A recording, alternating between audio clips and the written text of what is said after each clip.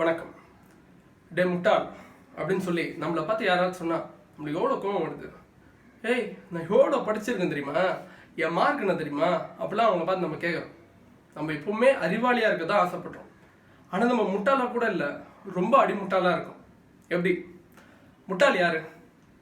படிக்க தெரியாதவன், படிப்பறிவு இல்லாதவன். படித்தோம் ஏற்படுத்த வேண்டிய அறிவு அவனுக்கு இல்லைனாக்கா அவனும் படிப்பறிவு இல்லாதவன் தான்.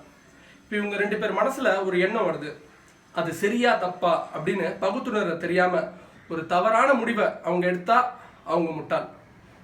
படிப்பறிவுலாம் இருந்து எது சரி எது தப்பு அப்படின்னு பகுத்துணர தெரிஞ்சோம் தப்பான முடிவை, தப்பான விளைவை ஏற்படுத்தக்கூடிய முடிவை தெரிஞ்சே எடுக்கிறான்ல, அவன் அடிமுட்டாள். இப்போ உதாரணத்துக்கு மது அருந்துதல் உடல் நலத்துக்கு கேடு, புகைப்பிடித்தல் புற்றுநோயை உண்டாக்கும், இது எல்லாம் தெரிஞ்சு அது என்ன விளைவை ஏற்படுத்தும் அப்படின்னும் தெரிஞ்சு இதெல்லாம் பண்றவங்க எத்தனை பேர்? படிச்சவங்க எத்தனை பேர் இதெல்லாம் பண்றாங்க? யோகா பண்ண நல்லதுன்னு எவ்வளோ பேருக்கு தெரியும்? எத்தனை பேர் பண்றோம்? நாட்டில் பல தப்பை சரியா பண்றவன் நல்லா படிச்சவனா இருக்கான். சில பேர் தப்பு பண்றதுக்குன்னே தனியாக கோர்ஸ்லாம் தேர்ந்தெடுத்து படிக்கிறான்.